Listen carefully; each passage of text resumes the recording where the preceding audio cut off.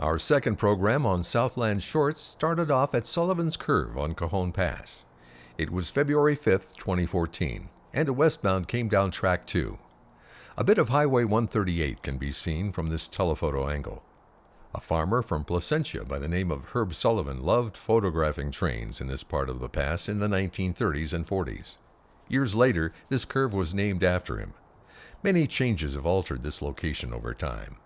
In 1967, Southern Pacific opened their own line through here. 10 years later, in 1977, Santa Fe realigned the track in order to reduce the degree of curvature, and later, after merging with Burlington Northern, BNSF added another main track. SP has long since been purchased by Union Pacific. We're not sure what Herb Sullivan would think of this spot today, given all the changes, especially considering he shot mostly steam-powered trains in his day and usually had the whole place to himself. A bit of the old alignment can be seen on the right.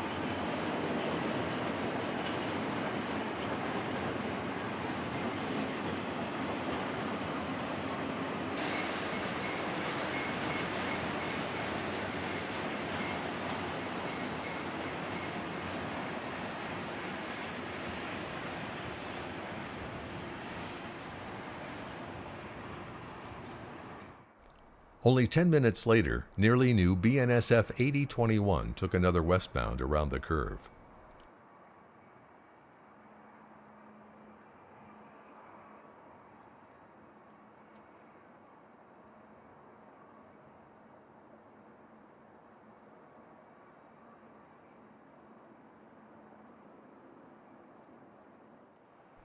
In the middle of your screen, above the track, is a rock formation once known as the Phantom of the Cajon, and appeared as a man playing a flute walking to the left.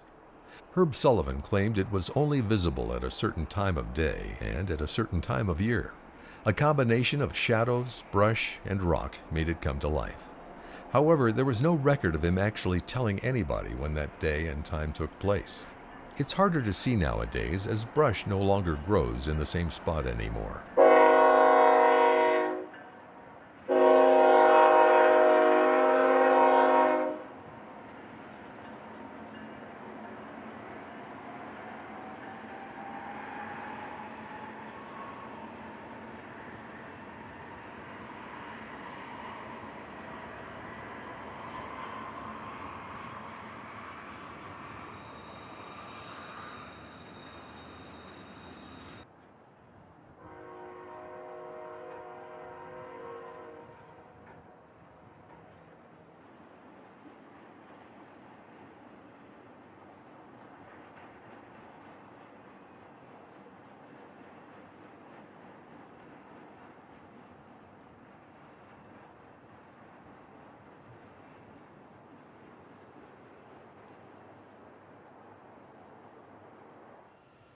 A little further east, just west of C.P. Walker, a piggyback train came down. This was the site of another track realignment that took place in 1976. The date was July 15, 2014.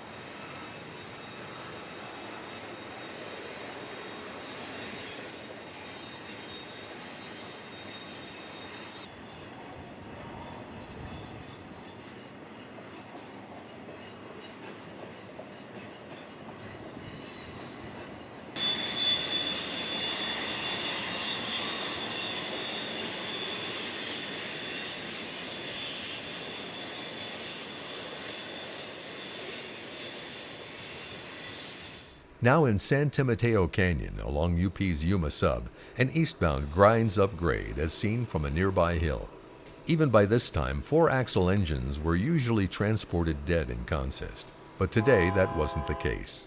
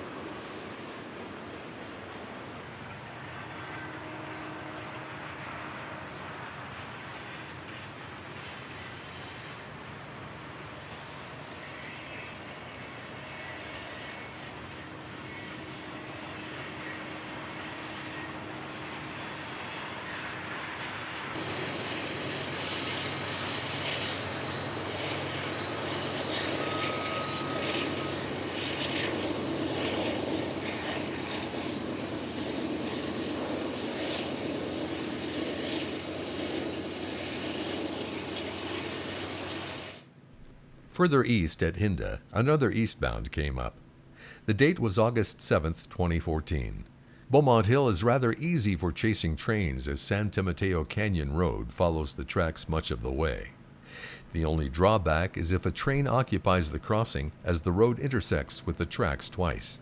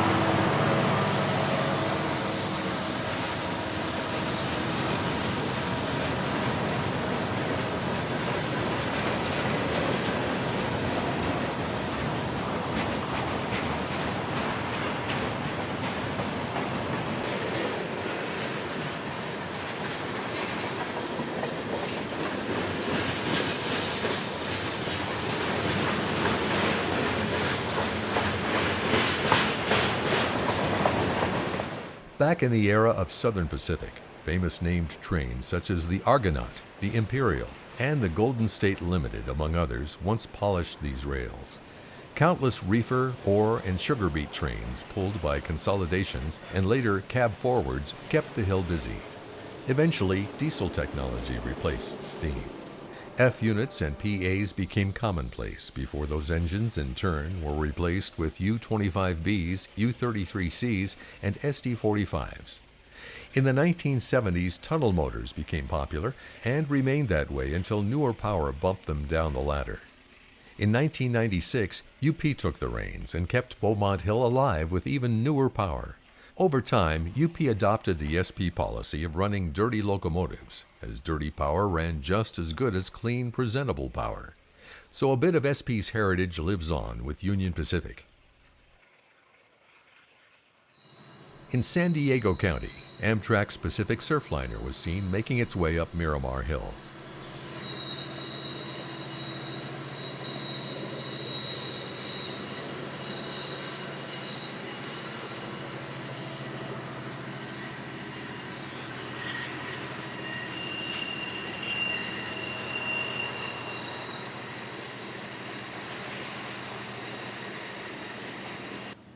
Miramar Hill is the only steep grade along the entire surf line.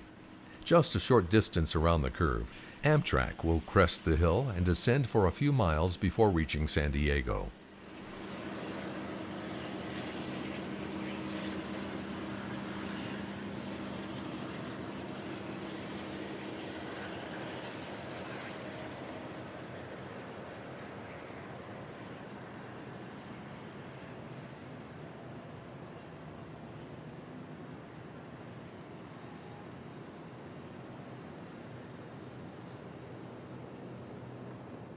Another surfliner took its train up and over Miramar Hill. In a few short years, Amtrak's F-59s would get replaced with newer, quieter Chargers.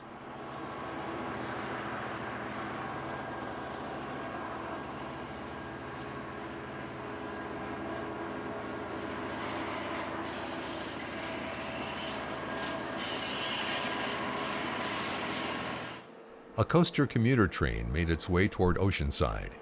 Even this power was replaced by the cleaner-burning Siemens Chargers in more recent times.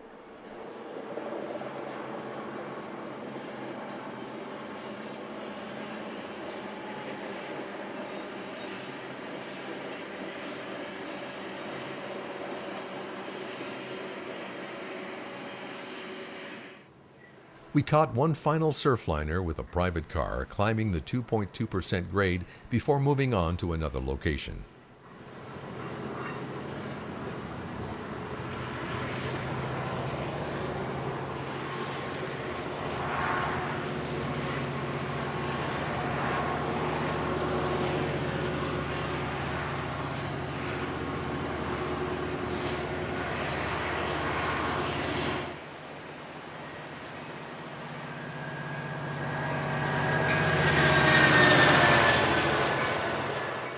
A visit to the Del Mar Bluffs was in order.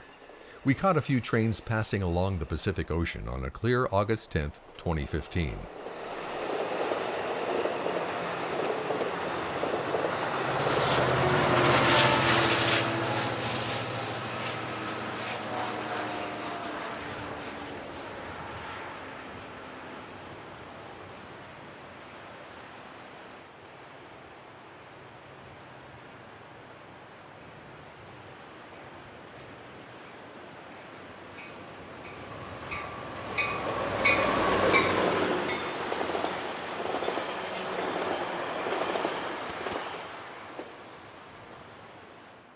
We finished our program with this eastbound Metrolink passing over San Juan Creek near CP Capistrano.